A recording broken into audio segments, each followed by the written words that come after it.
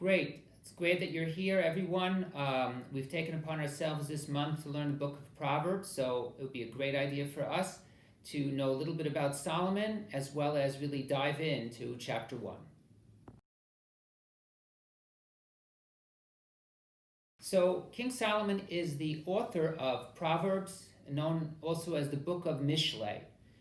King Solomon was the third king of all of Israel. He is the son of David. The first king of Israel after the reign of judges was King Saul, or known as Shaul, from the tribe of Binyamin. His reign had some success, but he found disfavor in God's eyes that he did not destroy the nation of Amalek. David,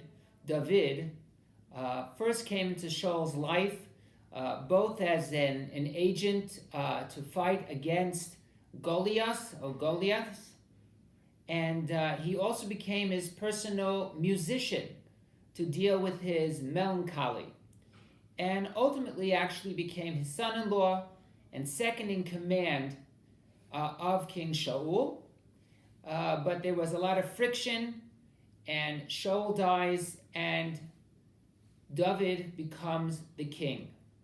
He first reigned only in Judah and Yehuda, but ultimately reigned for all of Israel, which lasted for 40 years. So 7 years he was the king of Judah, of the tribe of Judah, his tribe, and another 33 years for the entire land of Israel.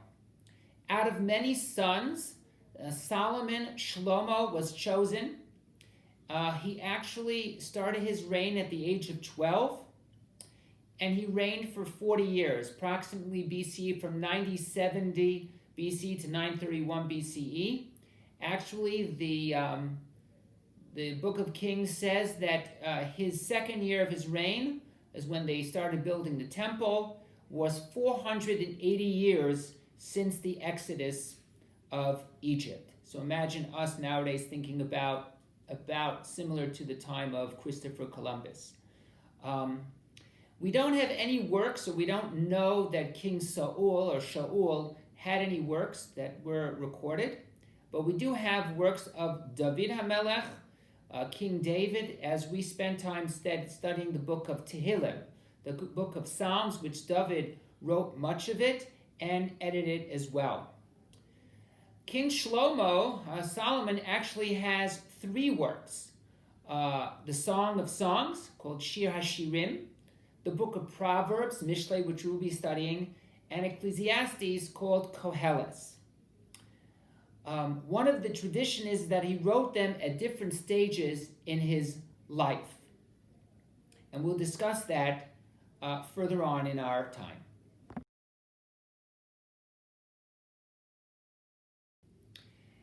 Upon King Solomon becoming king, these are all written in the book of Kings, we call Melachim.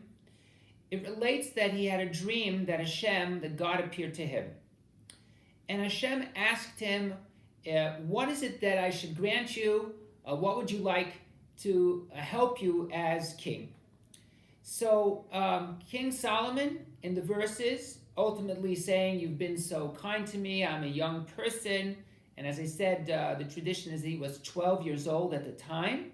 And he says in verse 9, chapter 3, verse 9, my purpose is lahavin bein tov l'ra, leiv lishmo lishpotes amecha. My purpose is having an understanding mind to distinguish between good and evil. And the purpose is that I can judge this vast people of yours. In the next verse, God was pleased with this, that he said, you didn't ask for long life, you didn't ask for wealth, you didn't ask to beat your enemies. What you asked for was discernment. And therefore, I am going to give you Leiv Chacham V'Navon, a wise and discerning heart. As the verse says, Asher kamocha lo haya lefanecha v'acharecha lo yakum kamocha. No one has ever been as wise as Solomon, and this is what God says, no one will be in the future as well. And in addition, God says that I will give you wealth and honor, and if you follow the commandments, I will give you long life as well. In chapter 5 in Kings, it states that it talks about his vast knowledge, and that his name was spread throughout all the nations. And verse 12, it says, Vaydaber shloshes alafim mashal v'yishiro chamisha ve'elef. He had 3,000 proverbs, 1,005 songs. The question is, where are all these songs and where are all these proverbs? So one interpretation is Rashi explains that really the three works that we discussed and we will further discuss, the Song of Songs, Proverbs, and Ecclesiastes, are all embedded in these 3,000 parables as well as the songs. Others explain that really much of King Solomon's work was lost and actually was taken by the philosophers who came and studied by Solomon. As he said, everyone heard his great name and studied by him.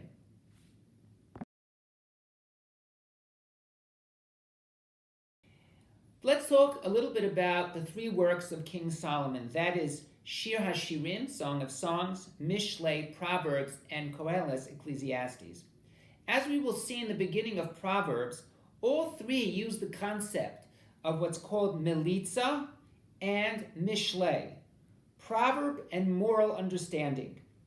And that is that what Solomon does in his works is that he takes a melitza, like a sort of a story, which has its plain meaning on its surface, or a parable on its surface, trying to relay a message, but you also have to know the underpinning, you have to know the understanding of what the moral purpose or idea is behind the melitza as well. We see later that the rabbis, to a certain extent, use this under certain circumstances. Sometimes we call the plain meaning of the text and the drash, the sort of the homiletic or the moral of the story as well. It's a little bit different sometimes because, in essence, the pshat, the plain meaning of the text, many times tells you exactly what happened, and the underpinning is the moral story or the in-depth of what's behind people's mind. But in essence, it's similar to that idea. So, for example, Shir HaShirim, the Song of Songs, speaks about the love between a man and a woman. But on a deeper moral level, it speaks about the love of Bnei Israel and God. So on some level, it can teach us how a relationship or an infatuous relationship can be between a man and a woman and the love between them. But ultimately, the moral principle there speaks to the relationship between God and the Jewish people. For example, in his other work, Ecclesiastes, we deal with the issue of everything is vanity. So something he noticed in the later years of his life, that how a person can live a life of vanity, but there's a hidden perspective. If you look through the words of Ecclesiastes, you will see hidden meaning, and that it's just not really all vanity, but one could live their life that way, but in essence, finding deeper meaning in one's life. So on the surface, everything is vanity, but the idea is searching for meaning. One other point about the idea of these three works is that we have a tradition that Shir HaShirim, the Song of Songs, were written in the early parts of his life. The words of Mishlei, Proverbs, were written in the middle parts or the high points of his life, and that Ecclesiastes, the Kohelet, were written at the end, close to the end of his life.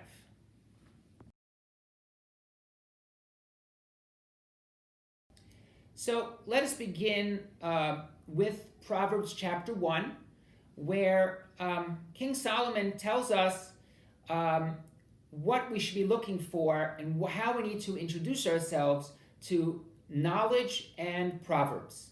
So it first begins by telling us the Proverbs of Solomon, the son of David, king of Israel. It begins by telling us who the author of this work is. And as we learned beforehand, the importance of this is that King Solomon is wiser than all men. So it's a good idea to read this book. Number two, he's King David's son, who had time-honored traditions, and therefore it's not only coming just out of knowledge, there are serious traditions that are coming from the work of King Solomon. And King of Israel. So he discussed his ideas, as the Malbim explains, with the commentaries, with many counselors. So again, this divine book is written by a great author with great lineage, and also that he comes and he has an ability to speak with councils and great people. So what does he tell us to do? The purpose of the book, it's verse 2, to know wisdom and instruction, to comprehend the words of understanding, to receive the discipline of wisdom, justice and right and equity, to give prudence to the simple, to the young man knowledge and discretion, that the wise man may hear and increase in learning, and the man of understanding may attain unto wise counselors. So he says to us, the purpose of knowledge is not only for the sake of knowledge, it's for the sake of righteousness, for a stronger intellect. It actually serves two functions. It serves functions for young people or people who are not knowledgeable, to give them some knowledge, but as well as the works of Proverbs and the deepness of the Torah can also help the wise become wiser and grow in their wisdom as well. And he says over here, to understand a proverb and a figure, to the words of the wise and their dark sayings.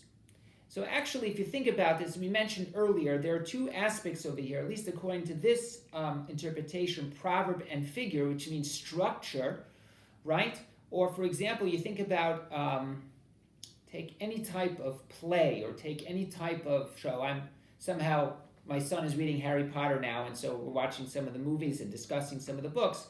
So if you'd say Harry Potter per se is more of a structure, I mean, it never really happened, but the idea is they're underpinning moral things that can be learned from it. So sometimes that's also what we're trying to figure out here. So you have the structure, the figure of the story, which can teach you a lot of things. You can learn a lot from the dialogue in movies like that, let's say Harry Potter and others. But again, there are deeper meanings and deeper understandings of what's going on over here.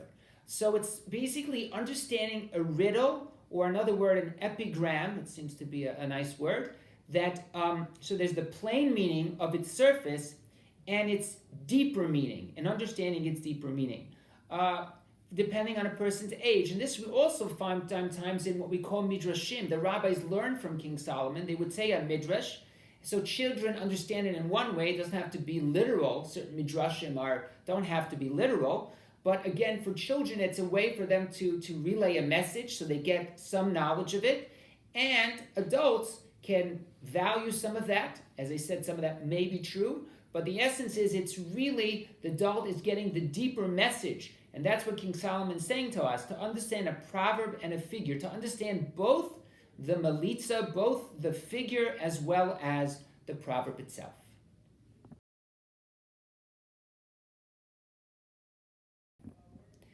King Solomon here tells us that we want to get all these things accomplished. But he says the following. He says, the fear of the Lord is the beginning of knowledge, but the foolish despise wisdom and discipline. Let's think about this for a moment. So King Solomon, after being the wisest man of all, tells us that to start everything, you must start with the fear of God. So there's many ways to think about this. First is to think about that if you're a man who fears God, who understands the world is created by God, then you're going to value chachma. And therefore, you're not going to use it against others. You could be a very knowledgeable, intellectual person, and you could use it to harm others and cause damage. Think about Rahman al-Islam, for example, the Nazis in Germany, right? They were PhDs and very knowledgeable people.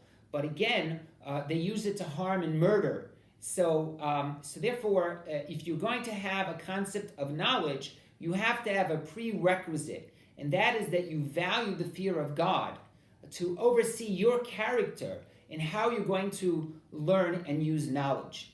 It also could mean that if you're a person who values knowledge, if you value chachma, and that it really works tandem with each other, that you understand that God has created the world and you have a purpose, and therefore you're going to seek chachma to make a better world. He also says here, hear, my son, the instruction of thy father, and forsake not the teaching of thy mother.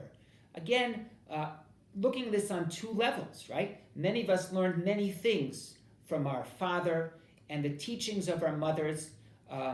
we have to value the wise, what the previous generations, and what they actually gave us.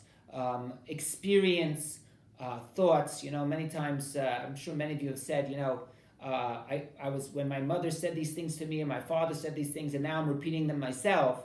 The fact is, on some level, there is that knowledge of experience that our parents have given to us. Now, I'm not saying that there might be some things that didn't do a good job on, and maybe there might be things that one shouldn't follow. But in essence, in general, a person has a good upbringing by their parents. There are many, many lessons that we can take and keep them in mind throughout your life. But again, that's on one level. Melitza, that's a personal situation that I've had with my parents, my father, my mother. But also, here, the commentaries point out that the broader perspective, what's the underpinning here, is to value the Torah, to value what God has given us, and that it refers to the written Torah and the oral tradition, and also the mother refers to the edicts of later generations, of the rabbis and others, so that the fact is that it's a sense of caring, like a father instructs and a mother defends or protects. So therefore, thinking about that as well within our tradition, as well as the verse says, "For they shall be a chaplet of grace unto thy head and chains about thy neck." Wear this in pride. Wear the fear of God, the value of your parents' tradition. Value this, and this will help you both in protecting you as well as giving you knowledge.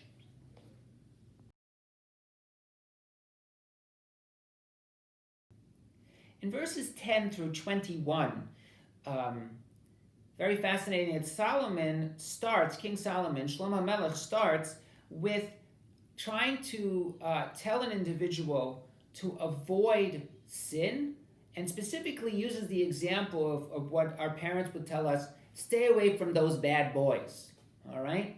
So stay away from them, avoid the scoffers who give you the easy way out. It will bite back at you. So, for example, my son, if sinners entice thee, consent not thou not. If they say, come with us, let us lie in wait for blood, let us lurk for the innocent without cause. Let us swallow them up alive as the grave and whole, as those that go down into the pit. What is the gain in that? We shall find a precious substance. We shall fill our houses with spoil. Cast in thy lot among us. Let us all have one purse. Go, run after them. Find the easy way.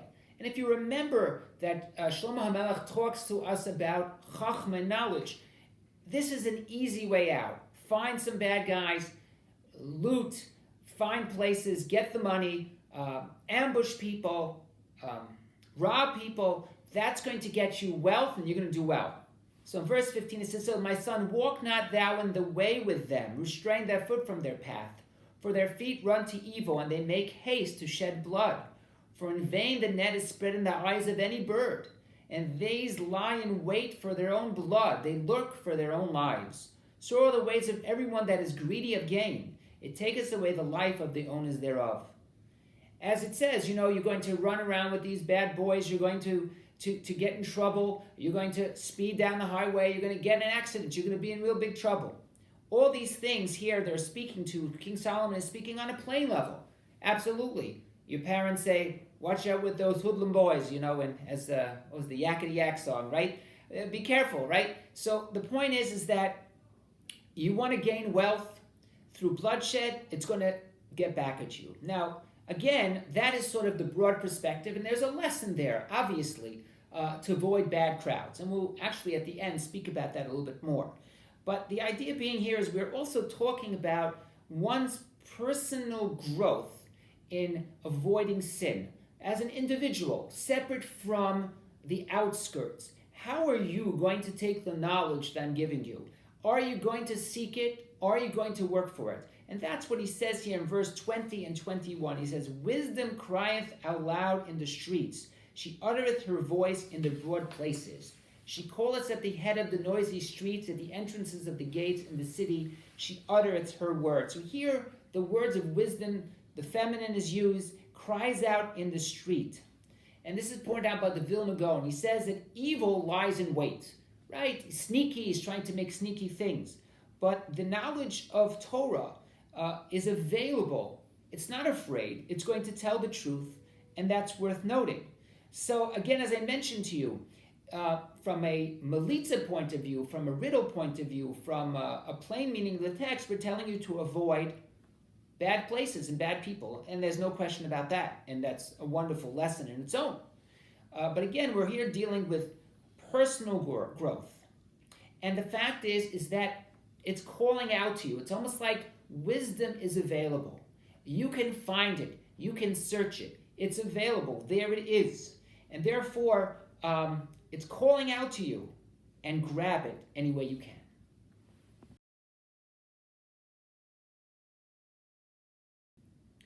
We continue with the verses here, and it seems to be somewhat a compelling verses here about seemingly languishing for help. I remember spending time, I would work as a chaplain at the VA as well, and one of the individuals was very, very concerned about seemingly in these verses that somehow God is not available for them. And we're going to deal with that as we see here and try to give what we say, what's the underpinning of it, and what is the hope here for an individual. So he says, how long, you thoughtless, will you love thoughtlessness? And how long will scorners delight them in scorning, and fools hate knowledge? Turn you at my reproof. Behold, I will pour out my spirit unto you. I will make known my words unto you. Because I have called and ye refused. I have stretched out my hand and no man attended. The words of wisdom are available. They're available to you. But you have set at naught all my counsel, and would none of my reproof. You didn't seek for it. You didn't search for it. You didn't work for it. So therefore God said, I also in your calamity will laugh. I will mock when your dread cometh. When your dread cometh as a storm, and your calamity cometh as a whirlwind. When trouble and distress come upon you, then will they call me, but I will not answer. They will seek me earnestly, but they shall not find me. For that they hated knowledge, and did not choose the fear of the Lord. They would none of my counsel. They despised all of my reproof. Now here's very fascinating. So God has abandoned them? So on a certain extent, the fact is that if we look at what King Solomon is talking here about, he's talking about wisdom. He's talking about that God has given every individual the possibility. If they just put their ear out and they hear wisdom calling, they can search for wisdom. They can find wisdom. God gives them that opportunity. But the fact is that if you live your life without wisdom, and then at the end of your life you seek wisdom, wisdom will not be there for you.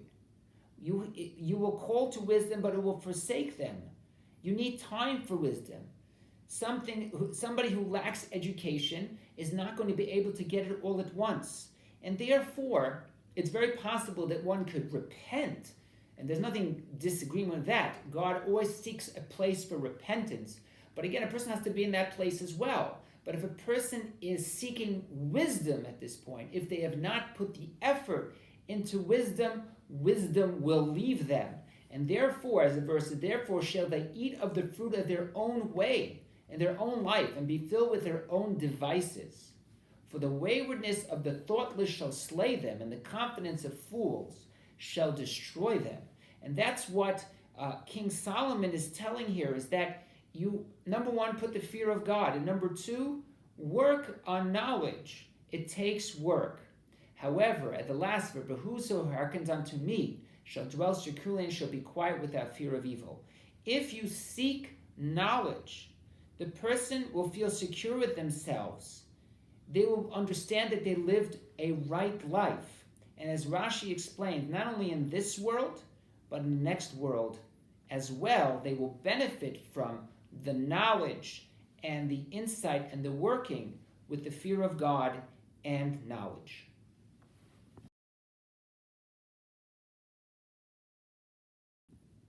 So we've gone through Proverbs chapter 1, and what's fascinating to me, and those of you who we studied together the introduction of Psalms in chapter 1 of King David, or you can look at it yourself if you haven't seen it in a while, is that they begin their work almost exactly the same way. King David talks about avoiding evil company. What is a praiseworthy person that did not go in the pathways of the wicked and the paths of the sinners? And actually, it's very fascinating. Even though his work is not a book of parable, he does give an example. He says that what is one compared to one who studies diligently? He uses like a tree that is by streams of water, and it will grow and flourish. But the evil people are like a chaff. They don't connect themselves to a healthy situation.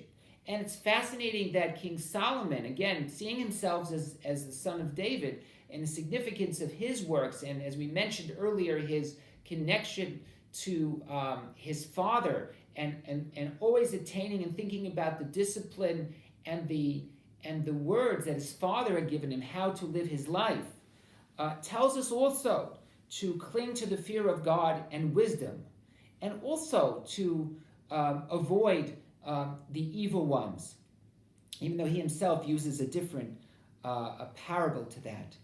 But I think what's significant as we sort of bring together the study of Proverbs, and hopefully we have time to study more together some of the Proverbs, it's really, they're both talking about having a conversation with one's heart and one's desires. The fact is that God has given us the heart and the mind. He has told us that to really be in touch with our heart, but with what King Solomon says, the fear of God and wisdom. And I think what King Solomon is telling us is what will give you a meaningful life. To me, that's what it means, living in security and being secured, and that one will be able to be secure in one's way of life, both in this world and, God willing, Ad Mea V'Esrim 120 in the next world. Thank you all for listening.